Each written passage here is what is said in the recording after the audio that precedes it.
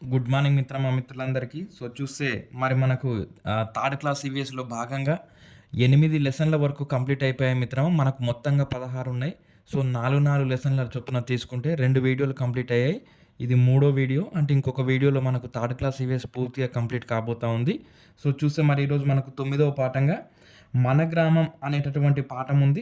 మరి మన గ్రామంలో అసలు గ్రామం అంటే ఏంటి అనంటే వ్యవసాయము లేదా ఇతర పనులపై ఆధారపడి నివసించేటటువంటి ప్రజల యొక్క సమూహాన్నే ఆ ప్రజలు ఎక్కడైతే జీవిస్తారో అంటే ప్రాథమిక పనులపై వ్యవసాయ ఆధారిత పనులపై ఎక్కడైతే ప్రజలు ఎక్కువగా జీవిస్తారో వాటిని మనము గ్రామాలుగా చెప్తాం. వీటిని మనము పల్లెటూర్లు అని కూడా అంటాం. అంటే వ్యవసాయ ఆధారిత పనులపై ఎక్కువగా ఆధారపడి జీవిస్తారు ఈ గ్రామాలలోని ప్రజలు. వాటిని మనము గ్రామాలుగా పేర్కొంటాం. మరి మనకు టెక్స్ట్ బుక్‌లో రంగాపురం అనేటటువంటి గ్రామాన్ని ఉదాహరణగా తీసుకోవడం జరిగింది మిత్రమా. ఆ రంగాపురం గ్రామంలో వీధులు, ఇండ్లు, బడి, గుడి, మసీదు, చర్చ్, గ్రామ పంచాయతీ, అదేవిధంగా ప్రైమరీ హెల్త్ సెంటర్, పశు వైద్యశాల, పాఠశాల, పోస్ట్ ఆఫీసు ఇవన్నీ కూడా ఉన్నాయి మిత్రమా ఆ రంగాపురం గ్రామంలో. ఆ విధంగా మరి వీటన్నిటిని ఇక్కడ మనం చూస్తే ఇక్కడ గ్రామ పంచాయతీని గానీ, ప్రైమరీ హెల్త్ సెంటర్‌ని గానీ, పశు వైద్యశాలను గానీ, పాఠశాలను గానీ, పోస్ట్ ఆఫీస్ గానీ ఇవన్నీ కూడా ఇక్కడ నేను చెప్పినటువంటి అంశాలన్నీ కూడా ప్రజల యొక్క అవసరాలను తీరుస్తాయి. అంటే ప్రజలకు ఫర్ ఎగ్జాంపుల్ ఇప్పుడు గ్రామ పంచాయతీ కార్యాలయం ఉందనుకోండి. గ్రామ పంచాయతీ మన గ్రామానికి నిధులను తీసుకురావడం కానీ, గ్రామంలో ఉన్నటువంటి వీధి దీపాలను వెలిగించడం కానీ, వీధులను శుభ్రం చేయడం కానీ ఇవన్నీ చూస్తాయి. అంటే ప్రజల యొక్క అవసరాలను, ప్రజలకు సేవలు అందించేటటువంటి సంస్థలను మనము సామాజిక సంస్థలు లేదా ప్రభుత్వ సంస్థలు అని అంటాం. అంటే ప్రజల యొక్క అవసరాలను తీర్చేటటువంటి సంస్థలను మనం ప్రభుత్వ సంస్థలు లేదా సామాజిక సంస్థలుగా పేర్కొంటాం. ఆ విధంగా మరి మనకు గ్రామ పంచాయతీ కార్యాలయం యొక్క విధులను కొన్నిటిని మాత్రమే పేర్కొన్నాడు మిత్రమా. గ్రామ పంచాయతీలో వార్డు మెంబర్, సర్పంచ్, ఉప సర్పంచ్, పంచాయత్ సెక్రటరీ, కోఆప్టెడ్ సభ్యులు, ఎక్స్ అఫీషియో సభ్యులు వీళ్ళందరూ కూడా ఉంటారు. అది మనకు చాలా అంటే ముందుకు వెళ్తున్న కొద్దీ సమాచారం వస్తుందనమాట.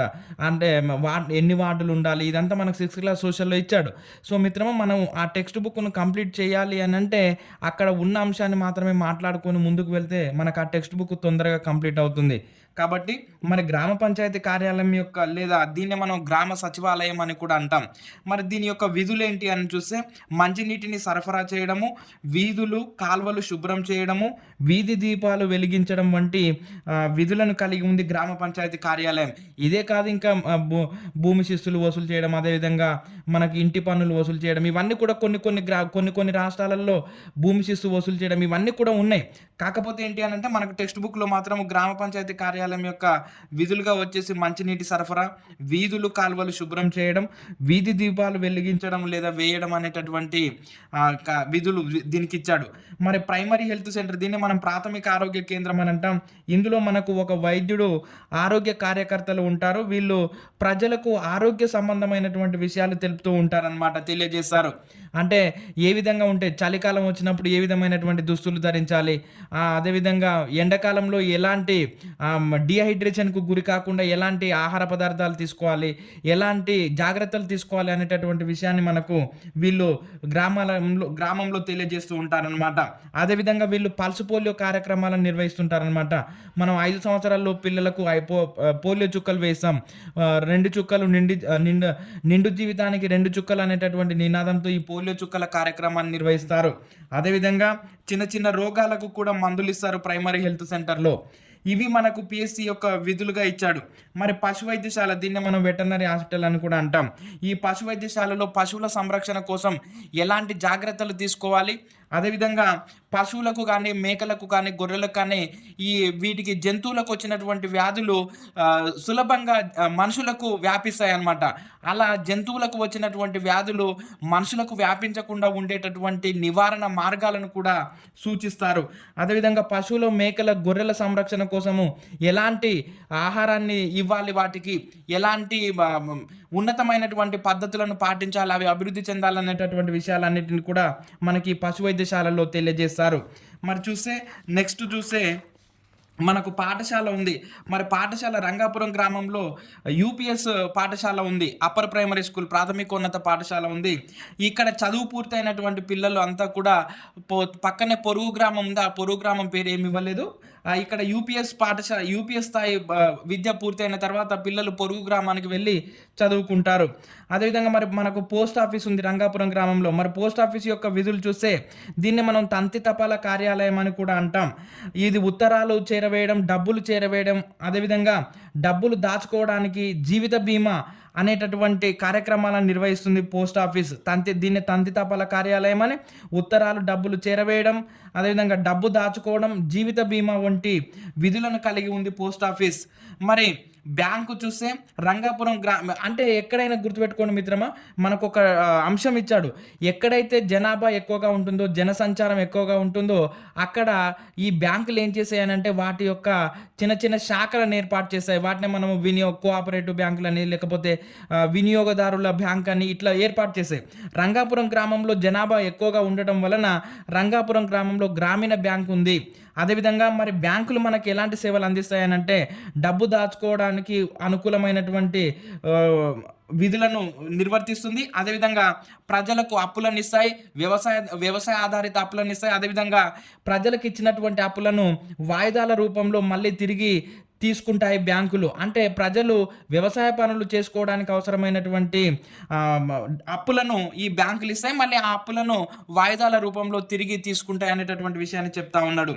అదేవిధంగా మరి రంగాపురం గ్రామంలో నీళ్ళ ట్యాంకు కూడా ఉంది. ఆ నీళ్ళ ట్యాంకు నుండే ఆ నీటిని నల్లాలకు వదులుతారు. ఈ నీళ్ళ ట్యాంకును వారానికి ఒకసారి శుభ్రం చేస్తారు. అదేవిధంగా ఈ నీటిలో క్లోరిన్ కలిపి శుద్ధి చేసి మరీ వదులుతారు. దీనిలో నీటి సమస్యలు తలెత్తితే మనం ఏం చేయాలి అని అంటే గ్రామ సర్పంచ్కు ఫిర్యాదు చేయాలి అనేటటువంటి విషయాన్ని గుర్తుపెట్టుకొని ఉండాలి. మన గ్రామంలో కనుక నీటి సమస్యలు తలెత్తితే మనం మన గ్రామ సర్పంచ్కు ఆయన తెలియజేయాలి. అదేవిధంగా మరి రంగాపురం గ్రామంలో బస్సు సౌకర్యం ఉంది. వ్యవసాయదారులు ఎడ్ల బండులను ఉపయోగిస్తారు. అదేవిధంగా అప్పుడప్పుడు ఆటోల సౌకర్యం కూడా ఉంది. బస్సు 2 సార్లు వచ్చిపోతుంది, ఉదయం సాయంత్రం అనేటటువంటి విషయాన్ని పేర్కొన్నాడు. అదేవిధంగా ఇక్కడ ఎక్కువ మంది వ్యవసాయం చేస్తూ ఉన్నారు. అదేవిధంగా కొంతమంది మాత్రమే కూలి పనులు, రకరకాల పనులు చేసే వాళ్ళు ఉన్నారు, వృత్తుల వాళ్ళు ఉన్నారు.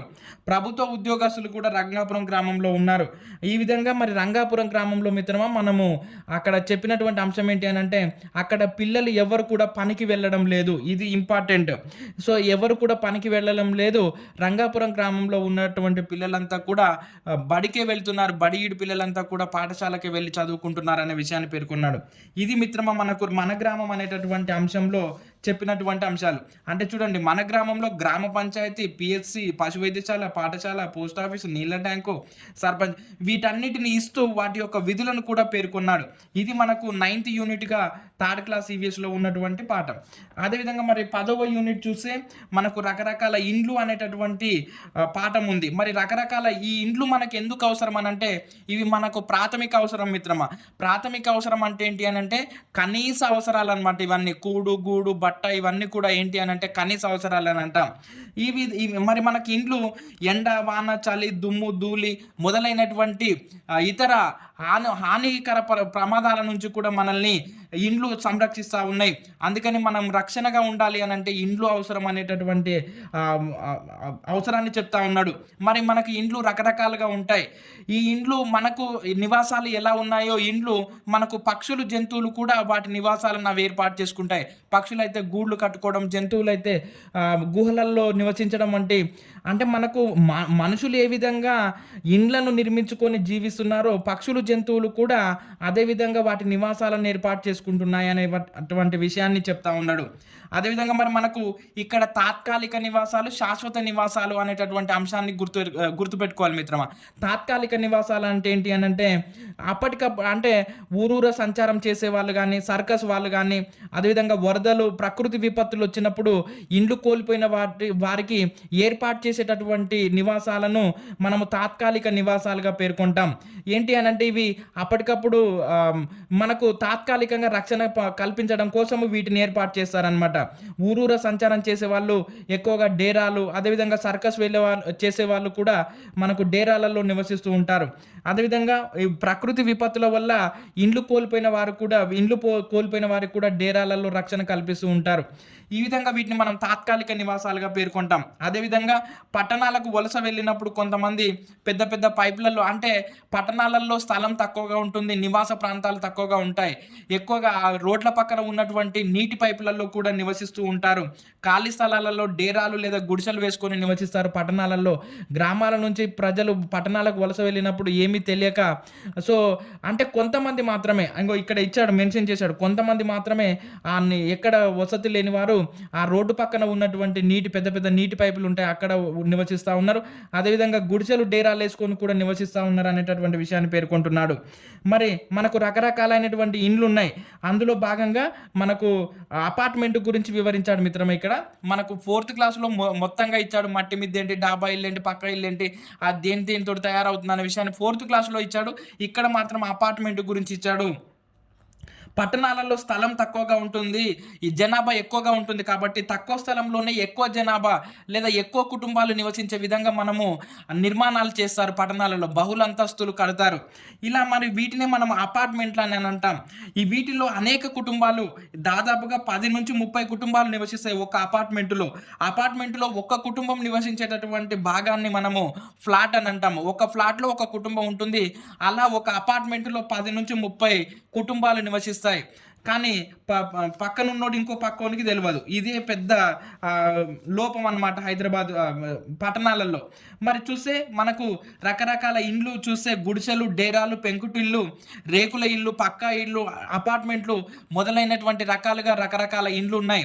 మరి ఈ రకరకాల ఇండ్లు ఉన్నప్పుడు వీటికి పైకప్పులు కూడా రకరకాలుగా ఉంటాయి. ఇండ్ల పైకప్పులు కొన్ని మనము ఇంటి పైభాగాన ఉండేటటువంటి భాగాన్ని మనము పైకప్పు అని అంటాం. ఇంటి పైకప్పు అని అంటాం. అన్ని ఇండ్ల పైకప్పులు ఒకే విధంగా ఉండవు.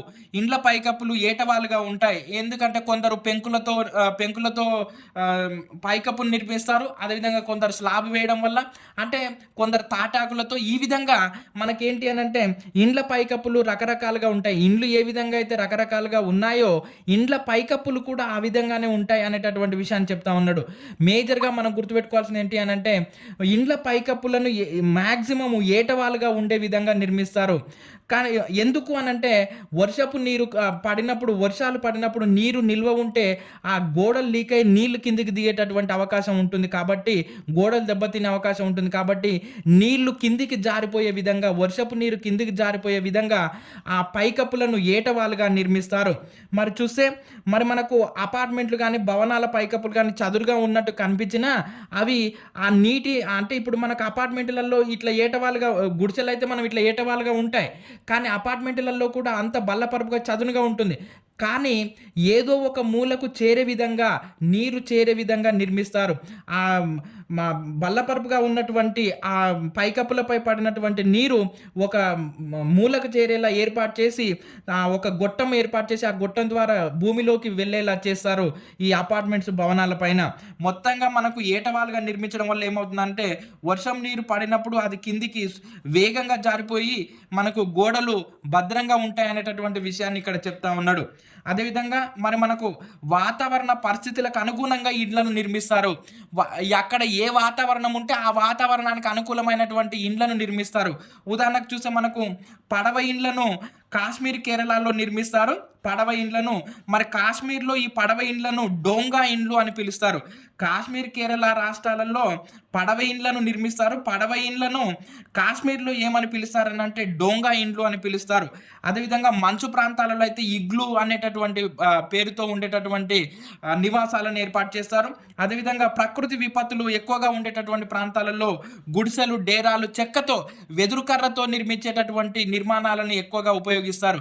ఎందుకనంటే అవి ఎప్పుడు కూలిపోతాయో తెలియదు. ప్రకృతి విపత్తులు ఎక్కువగా ఉండేటటువంటి ప్రాంతాలలో గుడిసెలు, డేరాలు వెదురుకర్రతో నిర్మించేటటువంటి నివాసాలను ఎక్కువగా ఉపయోగిస్తారు. ఈ విధంగా మనకు దేని గురించి రకరకాల ఇండ్లు అనేటటువంటి అంశం గురించి ఇచ్చాడు మిత్రమా.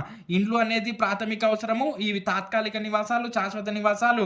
అదేవిధంగా ఇండ్లు రకాలు ఉన్నాయి. ఇండ్లు రకాలు ఏ విధంగా ఉన్నాయో పైకప్పులలో రకాలు ఉన్నాయి. పైకప్పును ఏటవాలుగా నిర్మిస్తారు.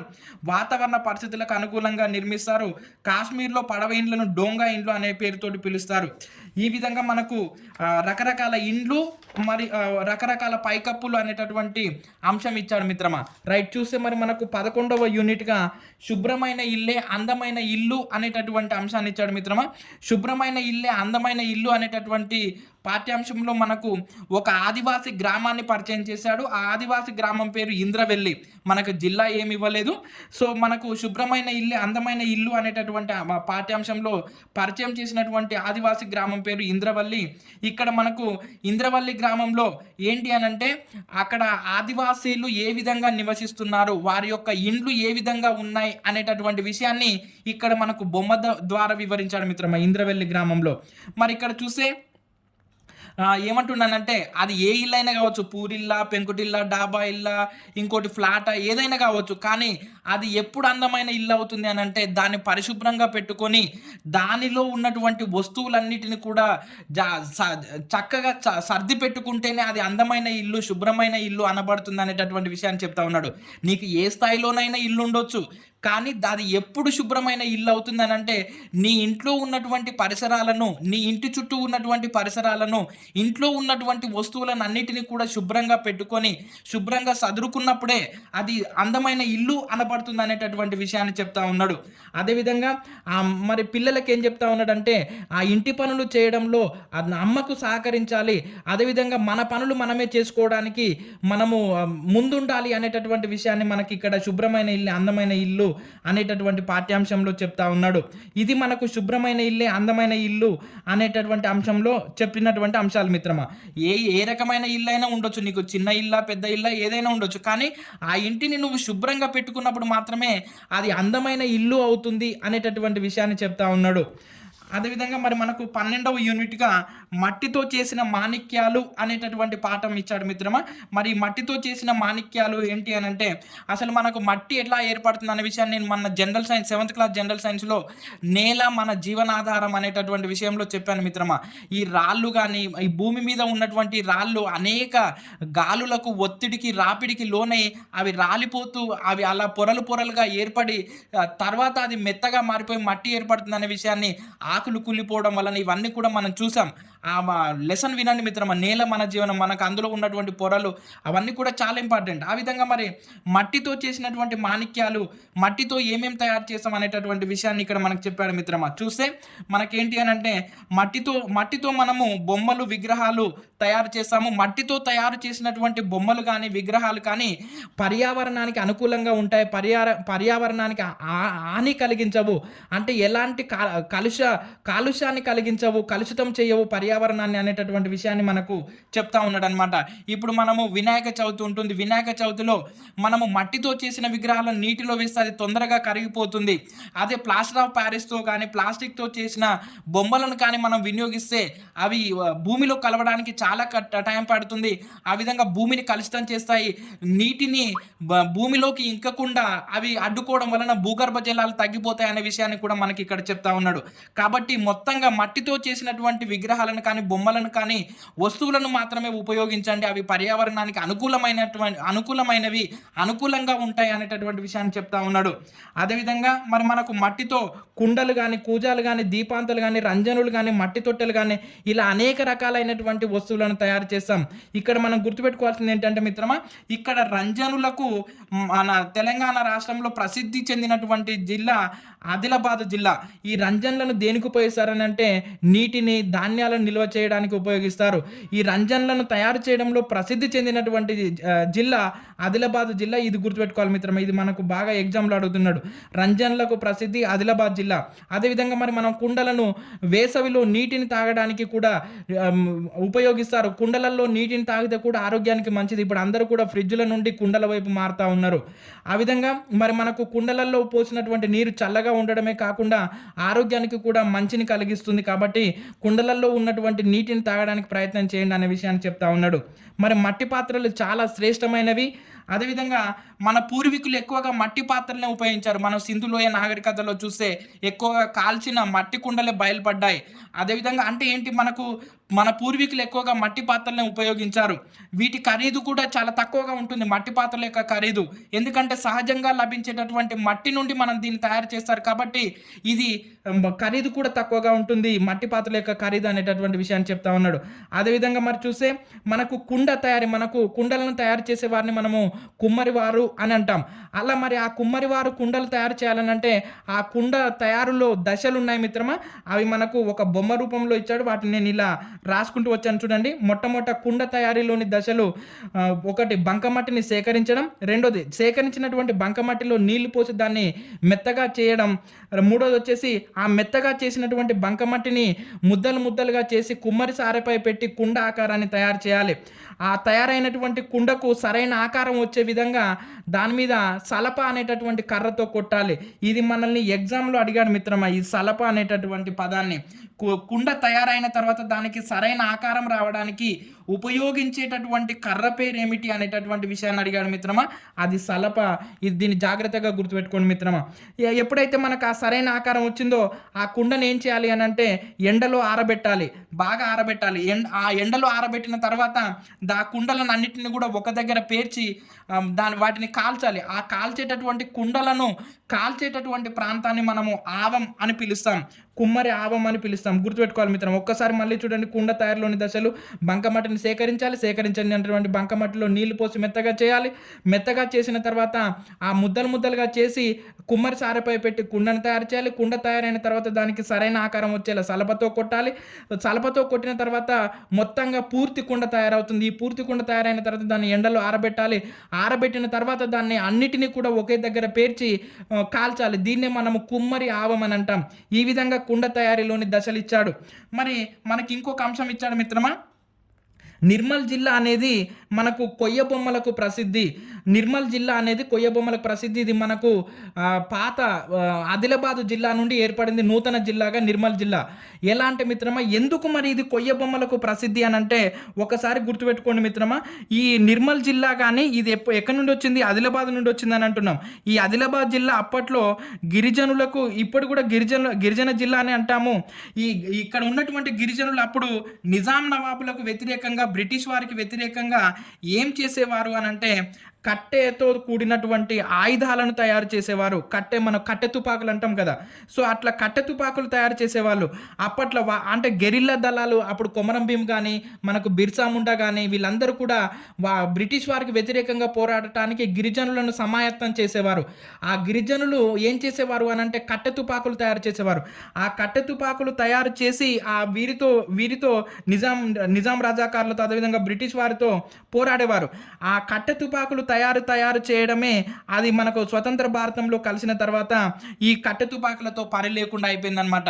మరి వాళ్ళకు జీవనోపాధి ఇదే అనమాట. కాబట్టి ఈ కట్టె తుపాకుల స్థానంలో ఏం తయారు చేయడం ప్రారంభించారు అని అంటే కొయ్య బొమ్మలు తయారు చేయడం ప్రారంభించారు. చూడండి, దాని వెనకాల ఉన్న కోణం అది. అలా మరి ఆ నిర్మల్ జిల్లా కొయ్య బొమ్మలకు ప్రసిద్ధిగాంచింది. ఇది గోదావరి నది ఒడ్డున ఉంది. ఈ విధంగా మనకు మట్టితో చేసిన మాణిక్యాలు అనేటటువంటి విషయంలో పేర్కొన్నాడు మిత్రమా. సో మనకి ఇక్కడ గుర్తుపెట్టుకోవాల్సినటువంటిది ఈ పాఠంలో సలప, కుమ్మరి సారే, ఆవం, అదేవిధంగా మనకు ప్లాస్టర్ ఆఫ్ ప్యారిస్, ఈ రంజనులు అనేటటువంటి విషయాన్ని మనం బాగా గుర్తుపెట్టుకోవాలి మిత్రమా. రంజన్లకు ఆదిలాబాద్ ప్రసిద్ధి, కొయ్య బొమ్మలకు నిర్మల్ ప్రసిద్ధి. ఈ విధంగా మిత్రమా మనకి ఇంకొక వీడియోలో థర్డ్ క్లాస్ ఈవీఎస్ కంప్లీట్గా అవుతుంది. మీరు చెప్పినటువంటి విధానంలోనే ఒక టెక్స్ట్ బుక్ అయిపోయిన తర్వాతనే మరొక టెక్స్ట్ బుక్లోకి వెళ్తాను. ఇదే విధంగా దీనికి సమాంతరంగా పిఐని, సైకాలజీని కూడా తీసుకొస్తాను మిత్రమా. ఏమి ఇబ్బంది లేదు. తెలుగును కూడా అందరు తెలుగు కూడా స్టార్ట్ చేయండి బ్రదర్. సైకాలజీ కూడా చెప్పండి, పిఐ కూడా ఖచ్చితంగా బ్రదర్. ఒక బుక్ అయిపోగానే మరొక బుక్ చెప్తూనే ఉంటాను. మీకు ఎలాంటి ఇబ్బంది లేదు. మీ కంటెంట్ అంతా కూడా మీకు ఈజీగా అయిపోయే విధంగా నేను ప్లాన్ చేస్తాను. సో మిత్రమా, నేను మిమ్మల్ని అందరినీ కోరుకునేది ఒకటే, మన వీడియోని ఖచ్చితంగా లైక్ చేయండి మిత్రమా. మీరు దాదాపుగా 1000 మంది చూస్తున్నారు, కానీ వీడియోను లైక్ చేసేది కొంతమందే ఉంటున్నారు. ఖచ్చితంగా మన వీడియోను లైక్ చేయండి మిత్రమా. మీరు లైక్ చేస్తేనే వీడియో ఇంకొకరికి వెళ్తుందనమాట. సో మీరు లైక్ చేయడం మర్చిపోద్దు మిత్రమా. మిమ్మల్ని అందరినీ రిక్వెస్ట్ చేస్తున్నాను, ఖచ్చితంగా మన వీడియోను లైక్ చేయండి మిత్రమా. ఇట్లు మీ మిత్రుడు శివ.